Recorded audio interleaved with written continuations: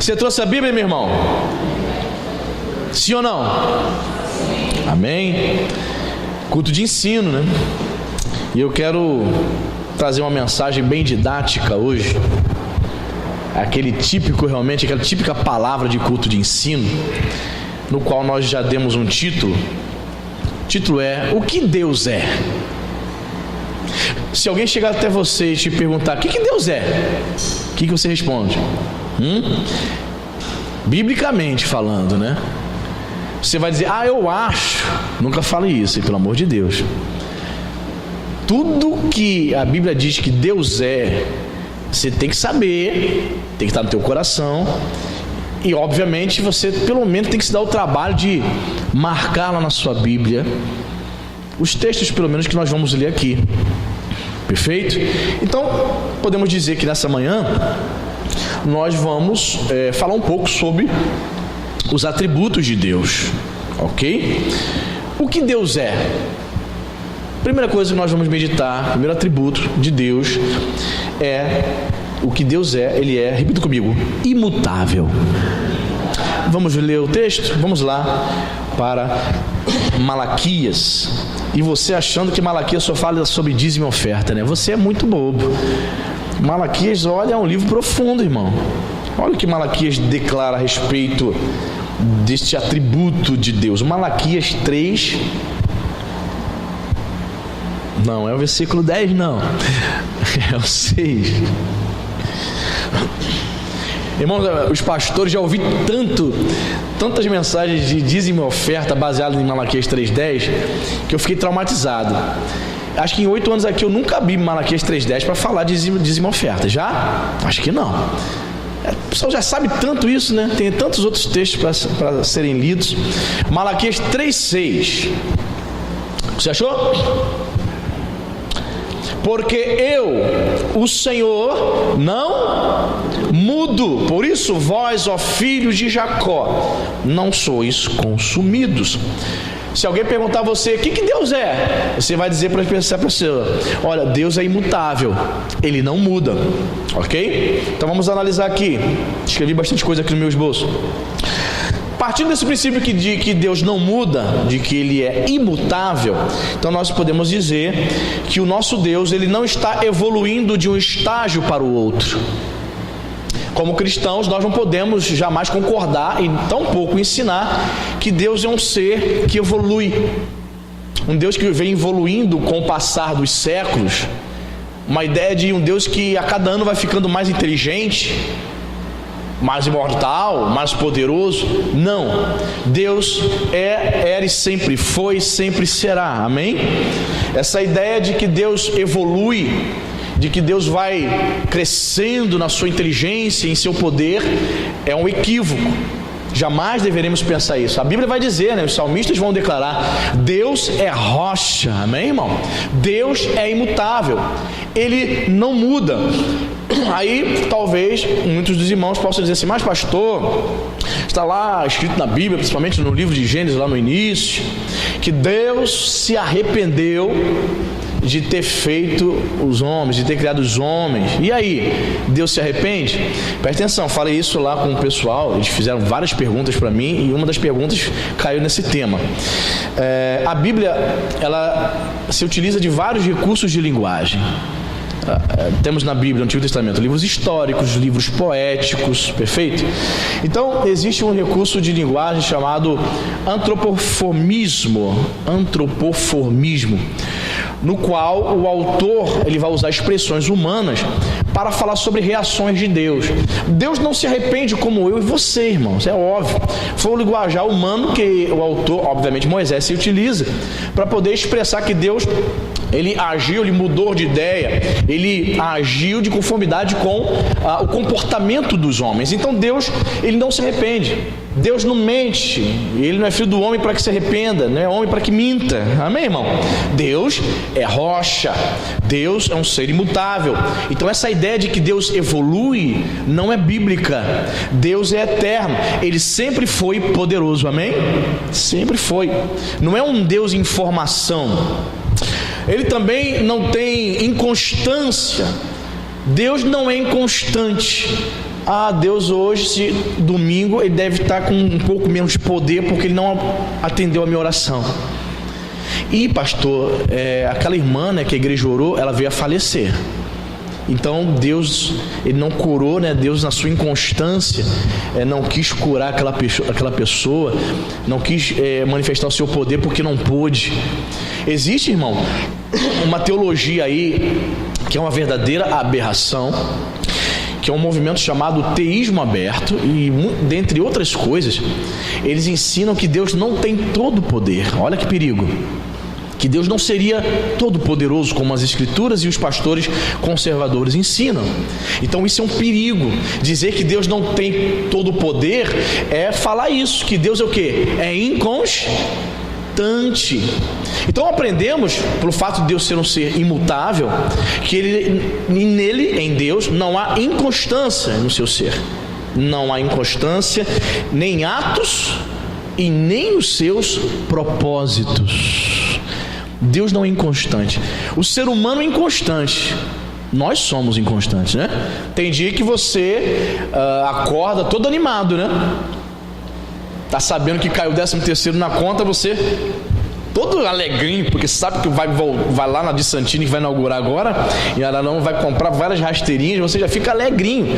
Caiu o dinheiro na conta, você está feliz, alguma coisa boa está acontecendo, você vai fazer uma viagem dos sonhos, e nós somos muito movidos a essas coisas, infelizmente, né? Somos muito movidos. Então você está alegrinho, chega de bom humor, paz do Senhor, dá 15 paz do Senhor, 50 paz do Senhor para todo mundo da igreja. Só porque está alguma coisa boa acontecendo, né? Arrumei uma namorada, pastor, aleluia. Aí todo serelepe e tal. A gente fica bobo, né, quando vai arrumar namorada, não fica? A gente fica bobo. Vou casar, marca a data do noivado, casamento. Irmão, eu namorei, noivei e casei em 1 ano e 8 meses. 8 meses? 7 meses. 1 ano e 7 meses. Papum, vambora, é isso mesmo, vambora. É isso que eu quero, vambora. Tu é a mulher da minha vida, aleluia. Tu é o homem da minha vida, cara, vambora. Perfeito? Nós somos inconstantes. Há dias também que a fatura venceu, tu vai pagar aqueles juros bonitos e você não conseguiu pagar em dia. Terminou um relacionamento, a mamãe, o papai ou alguém, aquele coleguinha te chateou lá no Face, mandou umas indiretas pra você, aí tu amanhece aquele dia assim, não quer nem levantar da cama, sabe qual é? Havia dias, irmão, eu trabalhava no centro, eu pegava trem lotado ou ônibus lotado de Caxias até o centro.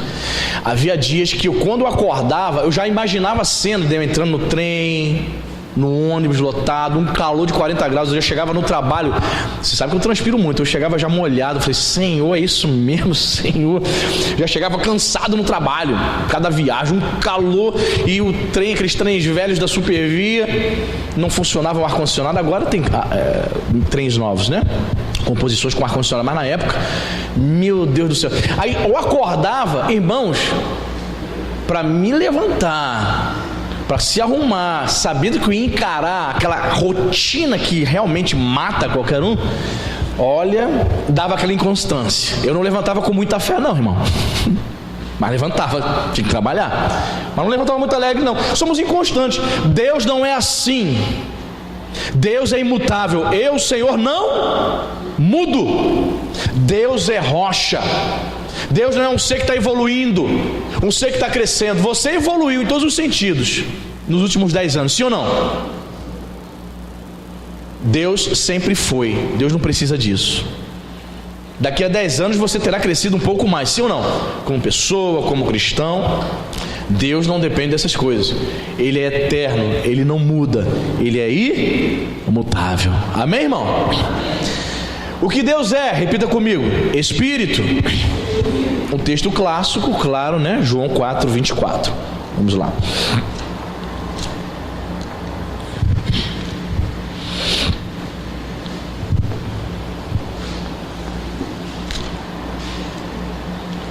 Evangelho segundo João, o discípulo amado, capítulo 4, verso 24. Amém?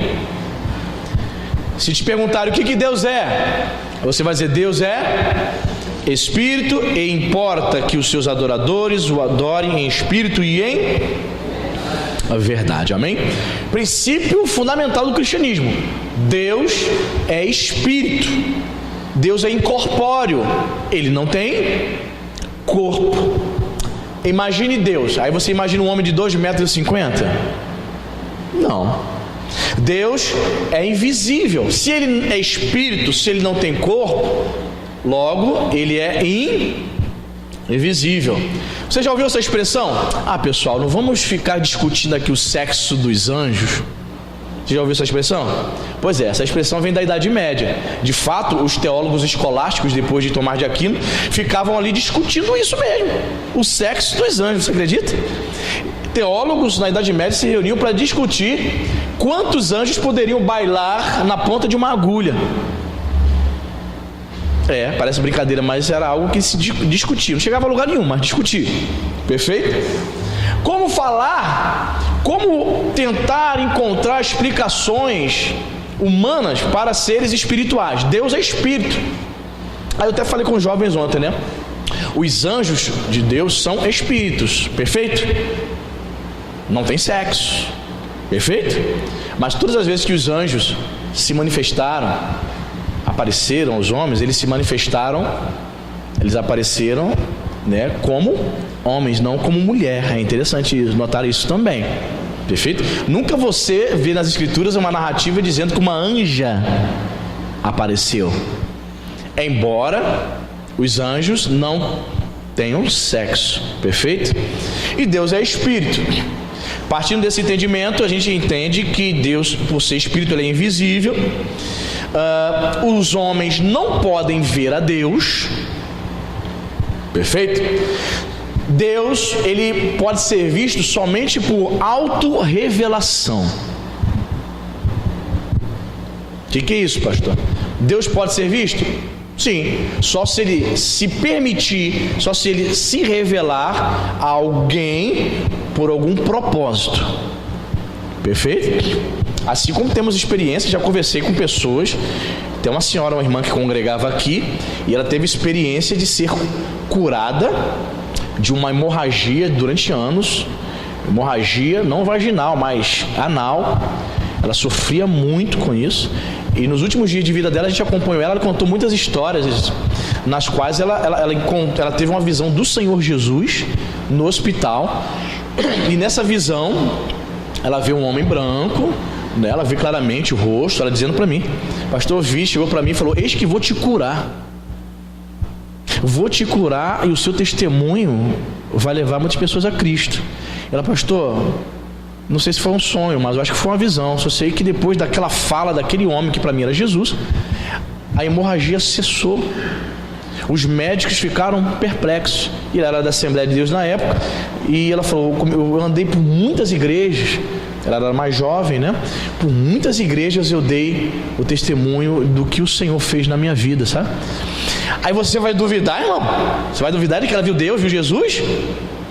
A cura foi a prova, sabe? De que ela de fato viu Jesus. Nós não duvidamos. Mas quando isso acontece, é por uma autorrevelação, por um propósito, perfeito? Então Deus pode se mostrar, se revelar ao homem?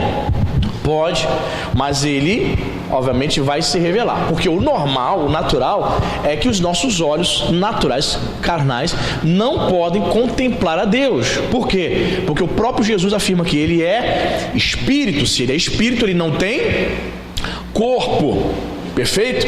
Outra coisa que a gente aprende aqui: se Ele não tem corpo, então Deus não é composto por partes. Essa ideia, né? Talvez algum jovem, algum novo convertido possa imaginar, né? Deus, Ele é feito de parte dele está na terra, parte no céu. Como é que é isso? Não, Deus não é composto de parte, perfeito? Deus é Espírito. Essa ideia de você tentar imaginar Deus um pedacinho lá no céu, um pedacinho aqui na terra, um pedacinho lá em casa. Tem um pedacinho de Deus lá na igreja, eu vou lá para cultuar o pedaço de Deus que está lá. Não entenda essas coisas. Um Deus que se divide, né? Isso é uma heresia. Deus, ele é espírito. E há textos que dizem, por ser espírito, Deus enche toda a terra. Ele é um ser que preenche todo o universo. Então ele está em todos os lugares ao mesmo tempo. Amém? Deus está no centro de Macumba? Sim ou não? Sim. Ele só não se manifesta naquele lugar, porque naquele lugar as pessoas estão invocando aos demônios. Deus está em todo lugar. Deus está na igreja católica agora na missa? Sim ou não? Sim, só não se manifesta porque as pessoas que estão ali, elas estão invocando, servindo e adorando um falso Deus, uma imagem. Mas Deus está em todos os lugares. Há lugares onde ele se manifesta e outros não, porque Deus é espírito, ele não tem corpo. Então você não, é um equívoco você imaginar Deus formado por partes, parte na terra, parte aqui. Não, ele é espírito, ele enche todas as coisas, preenche todas as coisas. Outra definição interessante, por fato de Deus ser espírito, é que Deus, ele é um espírito livre. Deus é ilimitado, ele é irrestrito, ele não pode ser restringido por ninguém. Ninguém pode impedir o mover de Deus. É um ser ilimitado. Perfeito? Deus pode estar nesse momento trabalhando, por exemplo, agindo em outra galáxia, fazendo com que o sistema, o funcionamento de outra galáxia permaneça, olha, na linear ali, funcionando normalmente, todas as coisas, galáxias que o homem nem sabe que existe, mas faz parte da criação do universo. Pelo poder dele, ele mantém todas as coisas funcionando pelo seu poder. Interessante isso, né? Então ele é livre. Deus é um Deus ilimitado, ele não tem limites. Então existem pessoas que tentam, por exemplo, colocar limites em Deus. Por exemplo, quando determinadas igrejas dizem assim: venha para a sexta-feira da libertação, terça-feira da cura. Muitos crentes colocam, por conta dessas chamadas, coloca na sua cabeça que Deus só vai curar na terça-feira. Deus só liberta na sexta. Domingo, onde é ministrada a palavra e a igreja vai entoar louvores a Deus, Deus não libertaria um endemoniado. Isso é limitar o poder de Deus. Deus é espírito. Ninguém, nada e nem ninguém restringe o poder de Deus. Pastor, eu acho que uma pessoa que está endemoniada, ela só será liberta. Muito crente pensa assim: eu acho que uma pessoa endemoniada, ela só pode ser liberta se o Senhor fizer uma libertação, uma oração forte. Será que tem oração fraca? Mas tudo bem. Uma oração forte. O Senhor orar e dizer: demônio, Exu tranca-rua, Exu sete flechas. Tem que chamar o nome da entidade afro-brasileira. Exu, caboclo, não sei das quantas, manifesta aí. Que se eu não fizer essa oração, o demônio não manifestar, o Senhor não mandar embora, o diabo vai ficar oculto, escondido, e a pessoa não liberta. Isso é limitar o poder de Deus.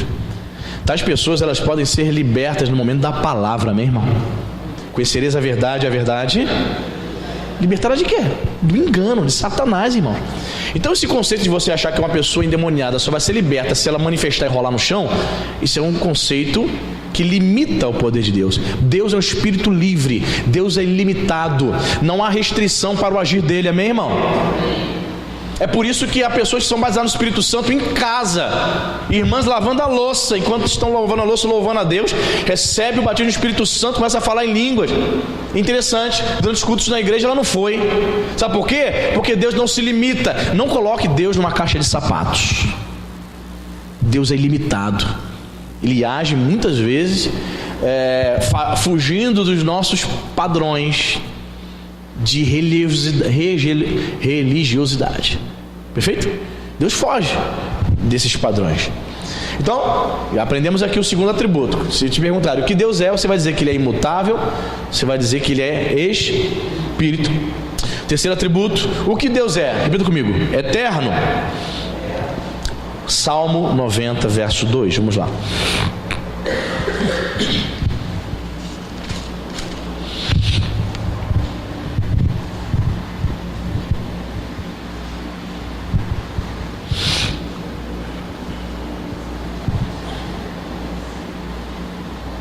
Interessante aqui, Salmo capítulo 90, Segundo a tradição, olha que interessante, esse salmo teria sido escrito por Moisés. Segundo a tradição, né? Salmo 90, verso 2, você achou? Diz a palavra: antes que os montes nascessem e se formassem a terra e o mundo, de eternidade a eternidade, tu és Deus. Deus é eterno. Se perguntar a você o que Deus é, você pode dizer: olha, Deus é eterno. Ele não possui início, meio e nem fim. Pergunta feita por muitas crianças, que talvez teu filho tenha feito a você: quem criou Deus? Não é isso? Pergunta comum de muitas crianças. Deus não foi criado. Deus é um ser incriado, assim como nosso Senhor Jesus Cristo. Então ele não possui início, nem meio e nem fim. Deus é eterno. Perfeito? Deus nunca teve um início. Ok? Segunda coisa que a gente aprende é que ele não está confinado pela ordem do tempo. Deus não trabalha analisando a hora, o relógio, como eu e você. Eu não sei quanto a você, eu não consigo ficar sem relógio, irmão. Até quando estou dormindo, eu tiro o relógio e boto debaixo do travesseiro, porque eu gosto de acordar de madrugada, eu não tenho despertador. Aí de madrugada eu pego o relógio debaixo do travesseiro e olho, 4h20 da manhã, vou dormir mais um pouco, ok. Aí pego 5 e pouco. Perfeito? Você e eu estamos presos, estamos confinados ao tempo. Tudo que nós vamos fazer, nós nos guiamos pelo tempo. Deus é eterno. Deus não está preso, limitado ao tempo. Perfeito? Não tem início, não tem meio, não tem fim.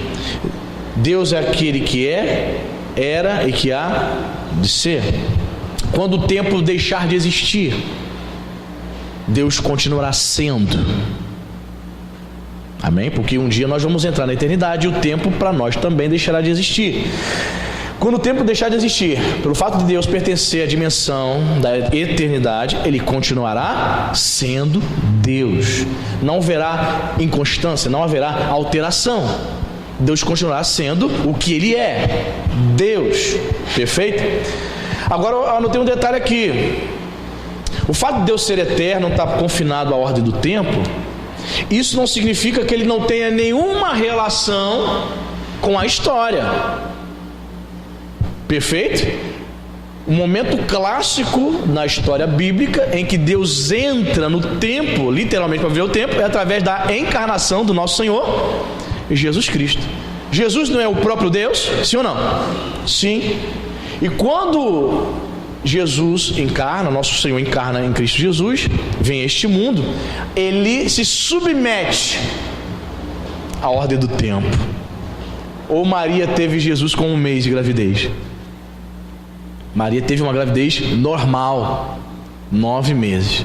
Deus teve que se submeter a uma gestação normal. Deus teve que se submeter a 9 meses de gestação para entrar no mundo. O Senhor Jesus, com 12 anos, embora estivesse no templo, dialogando, falando de teologia, com os sábios, com os líderes religiosos do tempo dele, ele teve que se submeter à ordem do tempo. Quando Jesus iniciou o ministério dele? Com quantos anos? Com 30 anos. Jesus teve que esperar 30 anos para começar o seu ministério. O que é isso, senão submeter-se à ordem do tempo? Jesus foi um adolescente como qualquer outro. Jesus não nasceu e já apareceu com 30 anos, não. Jesus passou por aquele momento da puberdade. 12, 13 anos a voz de Jesus começou a ficar um pouquinho mais grossa. Estava ficando hominho. Como qualquer outro adolescente, os pelos nas axilas estavam aparecendo. Mamãe, o que é isso? Pelos. Você está ficando hominho. Que é um momento fabuloso, sim ou não? Um momento muito, muito bacana. O momento da puberdade, né? Você está crescendo, sua voz começa a ficar um pouco mais grossa.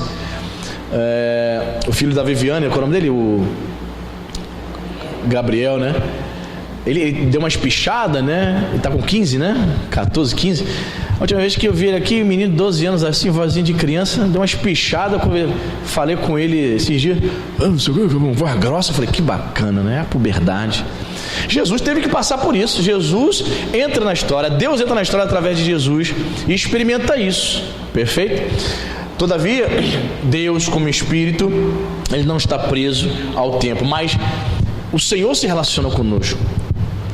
Ele, podemos assim dizer, Ele intervém na vida do crente, respeitando também o fator tempo. Como a gente estava falando aqui no culto, né, quinta-feira, falando sobre crescimento. Não, foi ontem, lá para os jovens. Que Deus respeita isso. Esse processo. O processo do crescimento, da maturidade do crente. Perfeito? Aí eu falei até para a jovem, Deus poderia, minha jovem, pegar você e como um robô programar você com 12 anos para ser uma mulher cheia do Espírito Santo, uma missionária amanhã. Só que há muitas coisas que Deus está tratando contigo ainda. Muitas coisas Deus está trabalhando no teu coração e é um processo. Isso leva tempo. Embora Deus não esteja preso ao tempo, Deus vai respeitar o processo, porque nós estamos presos ao tempo. Então Deus respeita. O crescimento espiritual não se dá em 15 dias. Nós não podemos ficar entendendo ou achando que crescimento espiritual é como cozinhar miojo em alguns minutos. É um processo que demora muitas vezes, que dá trabalho, e muitos não crescem, muitos não amadurecem, porque não querem se dar este trabalho. Perfeito? Quando perguntarem a você o que Deus é, você vai dizer, Ele é eterno. Ele sempre foi. Não teve início, nem meio e nem fim. Amém, queridos? Ele é eterno. Quarto atributo. Quando perguntarem a você o que Deus é, você vai dizer comigo assim, repita comigo, santo. Vamos para Isaías 43. Nós lemos Isaías 43 hoje, né? Só o versículo 3.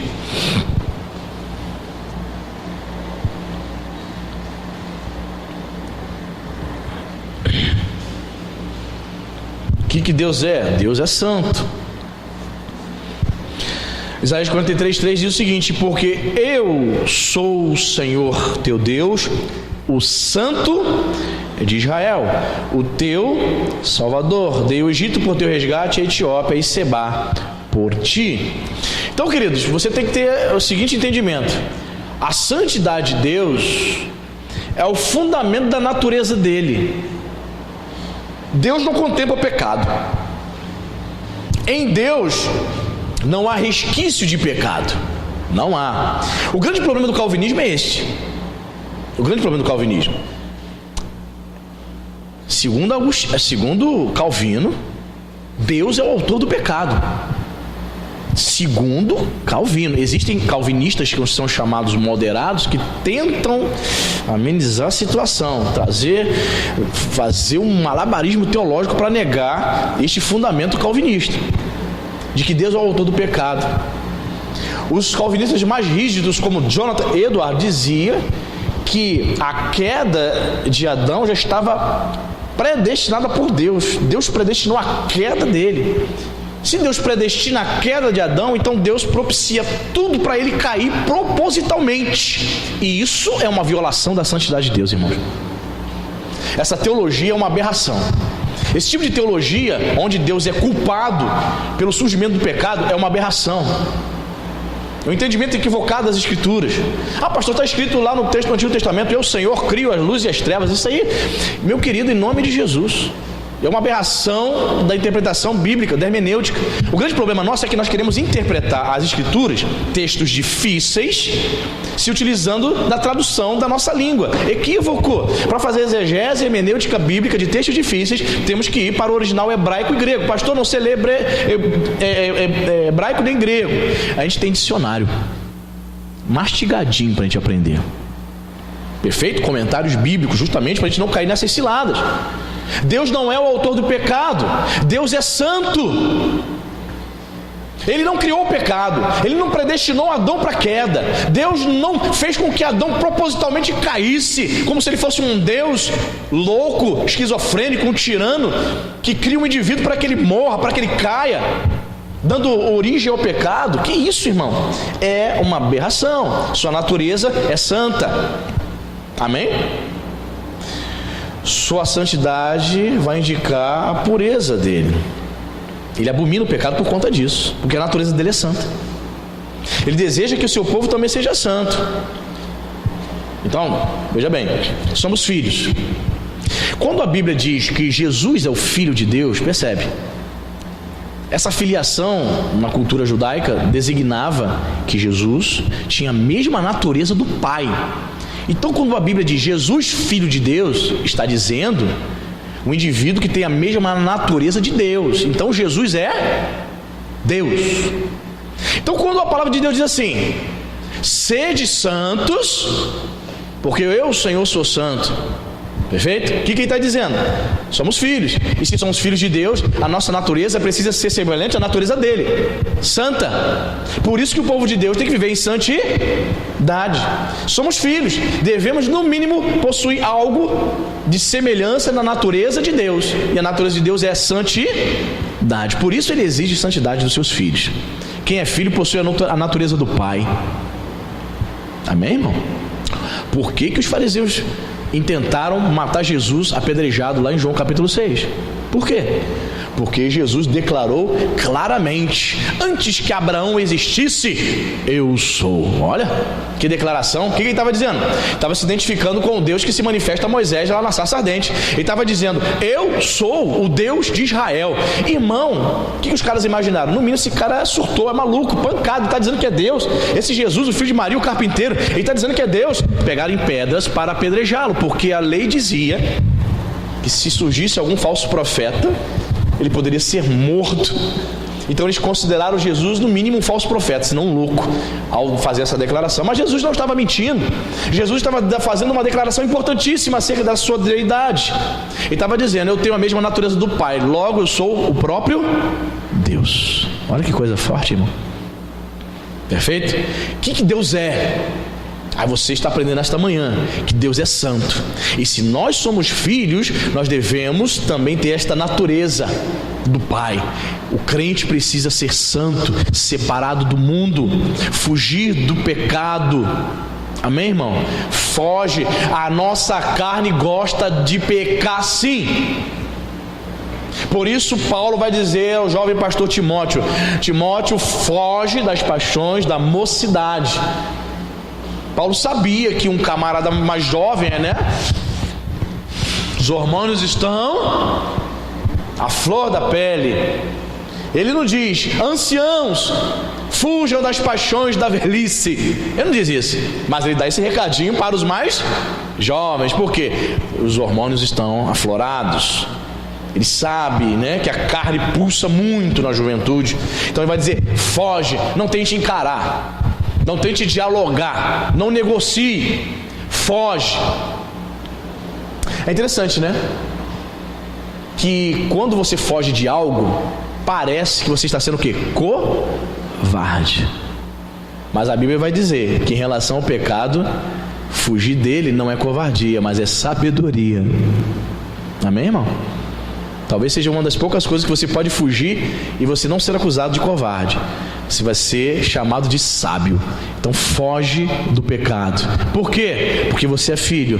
Filho tem a natureza do Pai. Se o Pai é santo, filhos precisam ser santos. Amém, igreja? Muito bem. Quinto atributo. O que Deus é? Repita comigo: Deus é amor.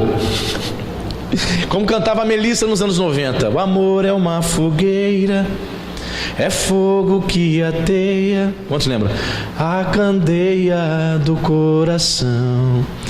É o sentimento mais profundo, mais bonito deste mundo. É o amor.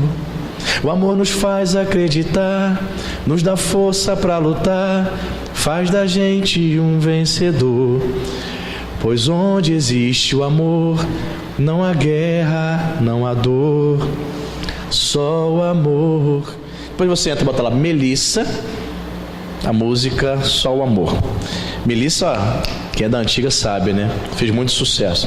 1 João 4,8, vamos lá.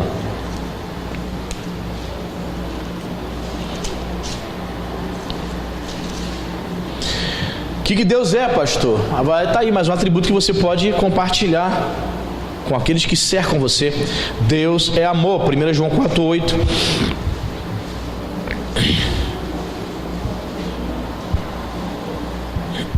Você achou?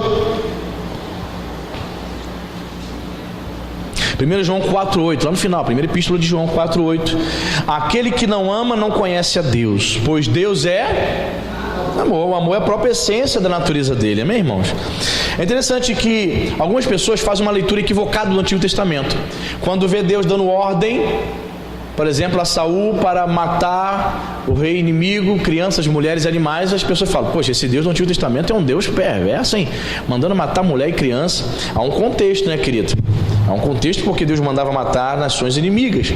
Essas nações eram nações extremamente idólatras, né? Afundadas no pecado, e para não contaminar o povo escolhido, Deus mandava sim eles serem eliminados. E isso não significa que Deus do Antigo Testamento não revela o seu amor. Claro que ele revela o seu amor. Deus escolhe Abraão, né, para ser um pai de muitas nações. O amor de Deus expresso ali, ok? Deus pega Jacó, um cara todo torto, um cara todo cheio de manias estranhas, totalmente cheio de pecadinhos que dominavam a vida dele, e Deus trata com Jacó. Por quê? Porque Deus iria usar a Jacó para dar prosseguimento nessa linhagem, né, de Abraão. Você vê Deus se manifestando no capítulo 6 lá, a história tão conhecida da Arca de Noé, onde Deus contempla, vê a Noé e sua família e salva do dilúvio. O amor de Deus aí. Então Deus é amor. Obviamente a maneira como ele vai tratando com o povo de Deus, o povo de Israel no Antigo Testamento, é diferente. No Novo Testamento, esse amor de Deus, ele é intensificado. Intensificado na pessoa de quem, irmãos? Na pessoa de Jesus. O amor de Deus, verdadeiramente, ele só pode ser compreendido à luz da revelação final da cruz. O amor de Deus só pode ser compreendido hoje, na sua plenitude, quando você olha para Jesus. Você quer compreender o amor de Deus na sua plenitude? Olhe para Jesus, olha para a cruz. Amém? Deus manifesta seu amor no Antigo Testamento? Manifesta. Faz alianças com os homens? Faz aliança com Noé, faz aliança com Abraão, faz aliança com Moisés, faz aliança com Davi, e em Cristo Jesus faz uma aliança conosco, perfeito? Então você vê aí o amor de Deus. Sempre Deus tomando a iniciativa para formar alianças com os homens. E aonde eu vejo o amor de Deus sendo intensificado? Na cruz, porque Ele nos amou antes de nós nascermos. Antes de você nascer, antes de você cometer o seu primeiro pecado, Deus já te amou e entrega seu Filho para morrer na cruz por você. Amém? Então Deus é amor, manifesta-se de forma intensa em Cristo. O que nós podemos aprender também? Que o amor de Deus é incondicional. Perfeito? Incondicional. Não importa o que você fez, quantas pessoas você matou, quantas pessoas você roubou. Contudo, se você se arrepender de todo o seu coração, o Senhor Deus salva a você e te conduz à vida eterna aos céus. Não importa o que você fez, contanto que haja um arrependimento, esse mesmo amor demonstrado na cruz resgata você e transforma você. Amém? Esse amor também, o próprio Paulo vai dizer que o amor de Deus é um amor que excede todo entendimento. Se excede todo entendimento, muitas vezes eu não vou conseguir compreender este amor. Quando Deus diz não para você, é prova do amor dele. Aí Paulo vai dizer que o amor de Deus excede todo entendimento. Muitas vezes você não vai entender a maneira como você está amando. É como nós, irmãos, quando você diz não para o teu filho: não, minha filha, não, meu filho, deixa eu fazer, deixa eu ver, se esperneia. Mas você sabe, você já é adulto, você é vivenciado, você sabe que vai dar ruim aquele caminho que o teu filho quer tomar. A prova do seu amor é quando você diz não. Deus também trabalha desta maneira para conosco. É por isso que Paulo vai dizer: o amor que excede todo entendimento. Quando Deus diz não à sua oração, Ele está te amando. Perfeito? Por exemplo, há 20 anos atrás eu queria ser pastor e eu achava que eu iria para a África. Meu sonho era ir para a África. Acho que todo pastor tem que ser um missionário, ir para a África. Deus me mandou para Araruama, estou no Rio de Janeiro ainda, meu irmão. Deus não me ama?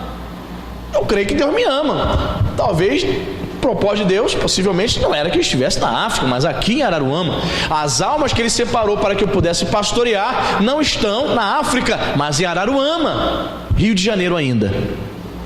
Amém, irmão? É o amor de Deus. É o amor de Deus. Mais uma vez, Deus demonstra seu amor, muitas vezes, dizendo não para você. E como filho, muitas vezes você pode ficar se esperneando. Puxa, Senhor, eu queria tanto. Não. Isso eu estou mostrando porque eu te amo. Eu estou dizendo não porque eu te amo. Então esse amor excede. Muitas vezes nós não conseguimos entender. Foi intensificado na cruz. É um amor tão sublime. Olha só o amor de Deus. Tão sublime que Ele entrega seu Filho para sofrer, para padecer na mão dos pecadores. Um amor tão sublime que os teólogos poeticamente vão interpretar, vão dizer que no momento que Jesus na cruz do Calvário diz: Deus meu, por que me desamparaste? Aí alguns pastores, alguns pregadores mais teatrais, tipo eu, vão dizer assim: Deus deu as costas para o seu Filho naquele momento. Você já viu pregação assim? Deus deu as costas para o seu Filho, mas deu as costas para o seu Filho para não atender o seu Filho, por amor a você e a mim. Parecia que Deus estava sendo cruel, né? Entregando seu Filho para ser punido inocentemente, injustamente na mão de pecadores. Mas Ele fez isso por amor. Você entende esse amor, irmão? Você tem experimentado esse amor? Deus é amor, é a sua natureza, é a sua essência. Pastor, por amor pessoas vão para o inferno também? Porque se Deus é amor, por que Ele criou o inferno?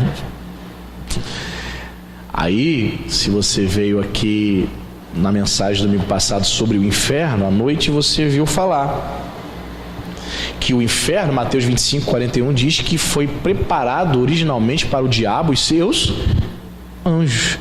Deus não criou o inferno. Vou criar o inferno para mandar um homem para lá por puro prazer, como o calvinismo diz, vou mandar para lá. O calvinismo diz, na sua essência, que Deus é glorificado quando almas são lançadas no inferno. Imagina, Deus lançando as almas no inferno e sendo glorificado nisso. Você entende por que eu não sou calvinista? A dupla predestinação. Perfeito? Deus não é glorificado. Deus não tem prazer na morte do ímpio. Deus não tem prazer na morte do ímpio. Quando almas estão indo para o inferno, saiba que o nosso Deus sofre, porque Ele não criou almas para mandar para o inferno. Deus não é um Deus esquizofrênico, um Deus sadomasoquista que tem prazer de criar almas para mandá-las para o inferno, irmão. Deus não é um Deus louco que surtou na eternidade. Não é, irmão. Deus é amor. Todavia, contudo, homens sim vão para o inferno, porque infelizmente resolveram se associar a Satanás e seus demônios e viveram em rebelião contra o único que pode livrá-los de lá. Amém, irmão? E para a gente fechar, o que Deus é? Repita comigo. Deus é verdade. 1 Tessalonicenses capítulo 1, versículo 9. 1 Tessalonicenses capítulo 1, mais um atributo de Deus. O que Deus é? Você vai dizer para as pessoas que Deus é verdade. 1 Tessalonicenses capítulo 1, verso 9. Você achou? Amém? Diz assim, pois eles mesmos no tocante a nós proclamam que repercussão teve o nosso ingresso no vosso meio, e como deixando os ídolos, vos convertestes a Deus para servirdes o Deus vivo e Deus é verdade. Amém, irmão? O Deus da fé cristã é o único Deus verdadeiro. Não há outro Deus. Nós lemos Isaías 43 quase todo, e você viu que não há outro Deus como Ele. Não foi criado outro Deus semelhante a dele. Deus não pode mentir. Números 23:19 vai dizer isso. Deus não é homem para que minta, nem filho do homem para que se arrependa. Deus não, jamais. Em Deus não há declarações, digamos assim, exageradas. Nós gostamos de fazer declarações exageradas, né? A gente vai contar uma história, a gente superdimensiona para impressionar as pessoas. É do ser humano. Mas Deus não. Deus conta as suas histórias. Deus define o que Ele é e o que Ele deseja para o homem, sabe? De forma linear e verdadeira. Não existe exagero. Na verdade, todas as declarações do Senhor, nela não há nenhum sinal de mentira, jamais. Deus jamais mentiu aos homens. Amém, irmão? Suas declarações são verdades. Não tente jamais. Será que tem pessoas que o diabo, irmãos, ele trabalha com isso, né? Com a dúvida, né? Muitas pessoas questionam quando estão passando por problemas. O que elas questionam? Poxa, se Deus é bom, por que eu estou passando por isso?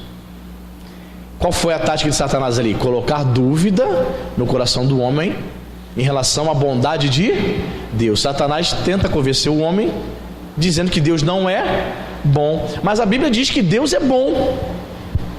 Rendei graças porque o Senhor é bom. E Satanás vem até a tua mente e diz: Deus não é bom, sabe por quê? Porque se Ele fosse bom, você não estaria aí nessa dificuldade financeira que você está. Se Deus fosse bom, você já teria conquistado aí muitas coisas. Se Deus fosse bom, as suas orações para a conversão dos teus filhos, do teu marido, Ele já teria ouvido. Tá vendo? Deus não é bom. Queridos, se a palavra de Deus, se o próprio Deus declara que Ele é bom, nisso não há nenhum resquício de mentira, só há verdade. Deus é bom, Deus é verdadeiro, sua palavra é verdadeira, Ele é o único Deus verdadeiro.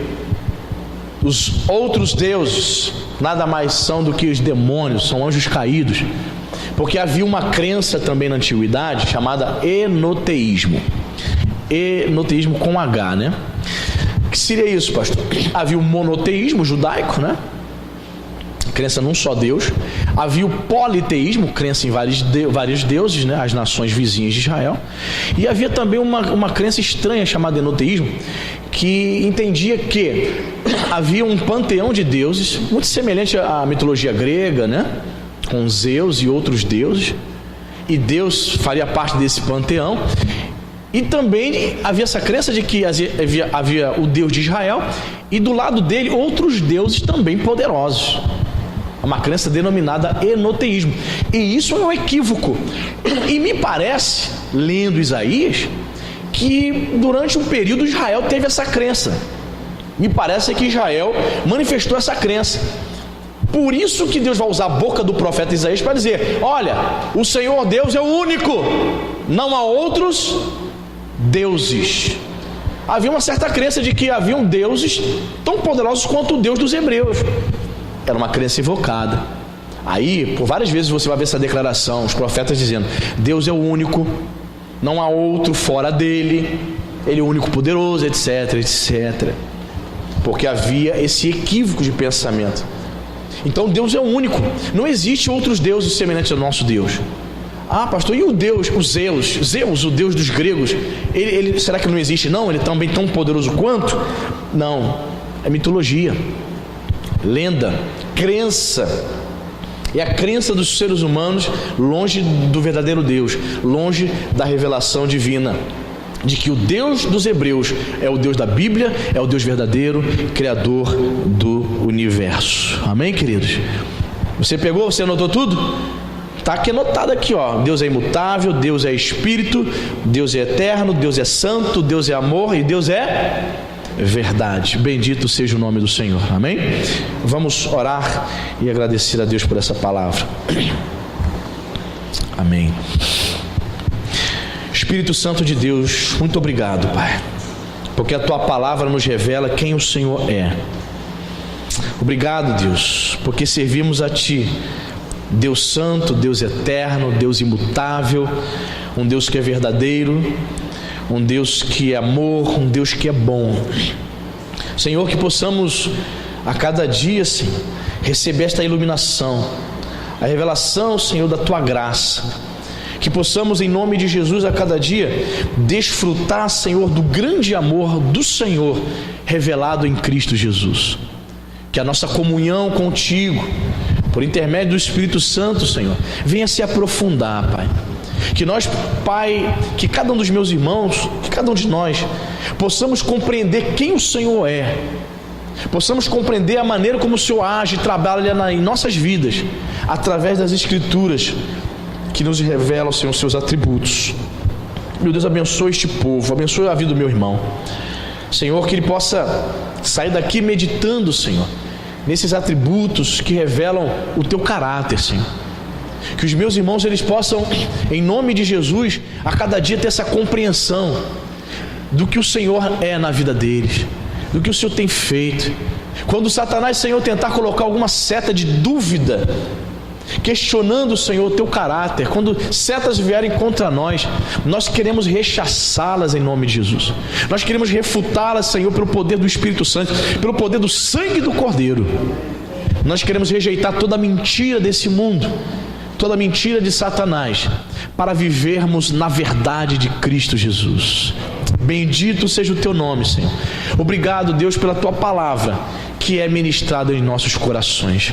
Senhor, que nós possamos, nesta jornada rumo aos céus, continuar caminhando, meu Pai, em nome de Jesus, crescendo na fé, se apegando ao Senhor mais e mais, e vivendo para teu louvor, vivendo para a tua glória. Dá-nos, ó Deus, um domingo abençoado. Pai, oramos também, Senhor, pela nossa nação, pelo nosso país. Senhor, estamos vivendo um momento decisivo e te pedimos, Pai, que o futuro presidente da República, Senhor, tenha, Senhor, a tua bênção, que ele possa ser um instrumento nas mãos do Senhor, para, meu Senhor, dirigir, para governar esta nação. Pai, nós cremos que esta nação pertence ao Senhor. Nós cremos que o Brasil é alvo do teu grande amor. Por isso, como igreja, nós te pedimos, abençoe o nosso país, porque escrito está: feliz a nação cujo Deus é o Senhor. Leva-nos em paz e nos conceda um domingo cheio de graça, na tua santa e gloriosa paz, em nome de Jesus. Amém e graças a Deus. Amém, irmãos? Deus abençoe a sua vida.